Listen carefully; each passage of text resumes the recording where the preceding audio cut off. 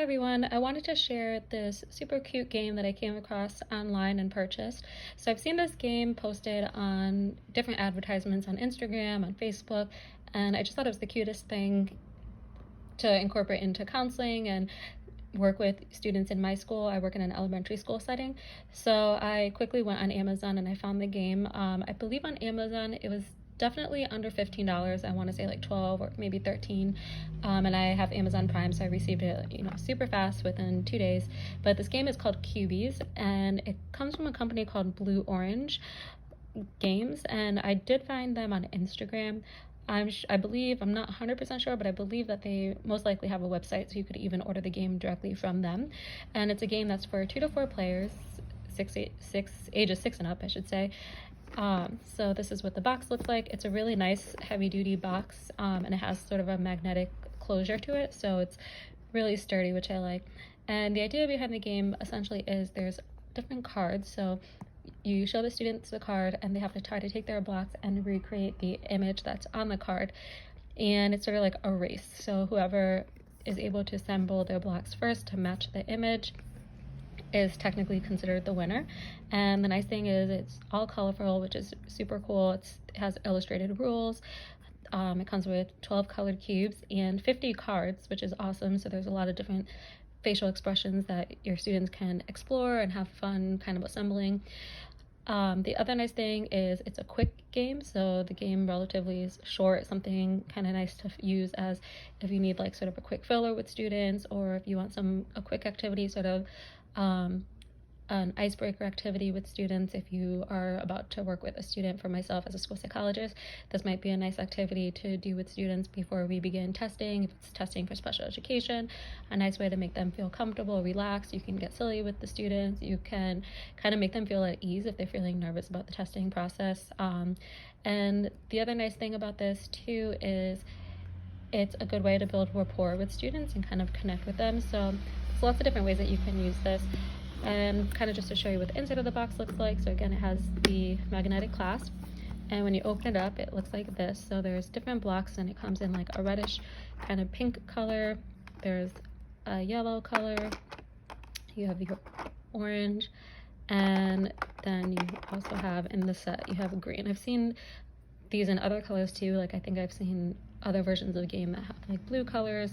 So again, if you are familiar with zones of regulation, this might be a cute game to kind of tie into the zones and talking about feelings or emotions.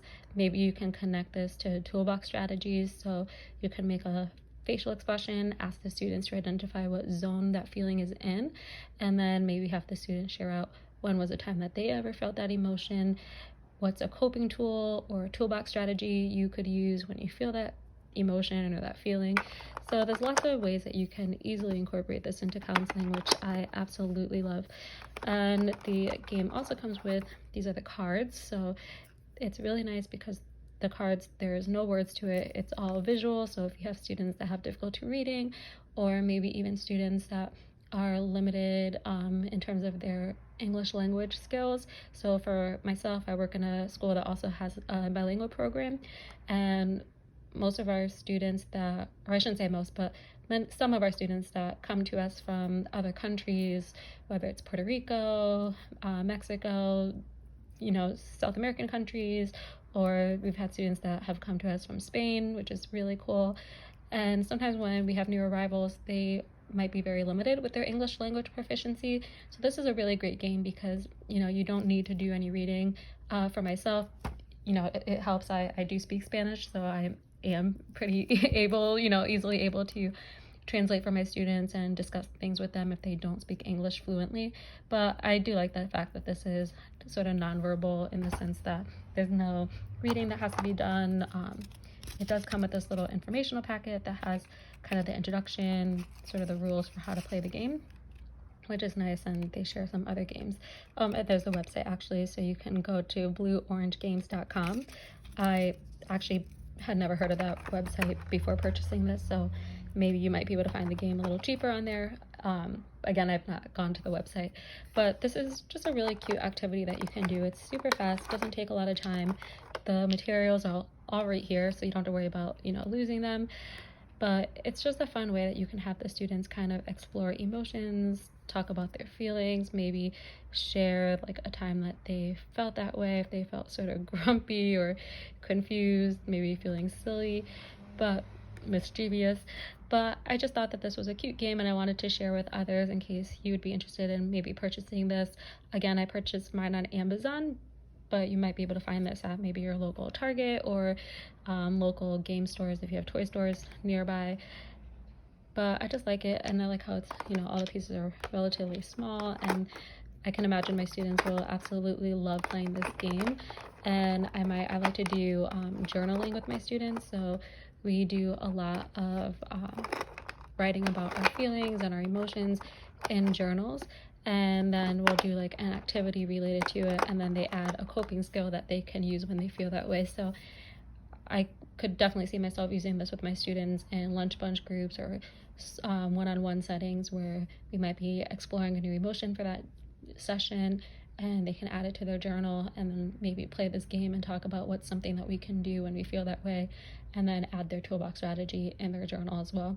So this is a really great way to explore emotions, explore coping tools, maybe include this in your classroom calming station. This might be a good distraction activity for students. So if you have a student that's feeling really sad about something or upset, maybe giving them a few minutes, like 3-4 minutes, to go off, take some space. They can use this, kind of play with puzzles. Puzzles are really great at distracting us and helping to calm us down. So just something to share in case you wanted to look into purchasing this for your own students or maybe your child at home.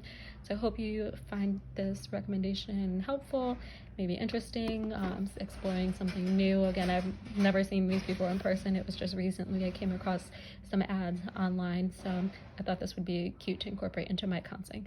So I hope everybody has a great day, and let me know if you end up purchasing this or how you might use it with your other students. Take care, guys. Bye.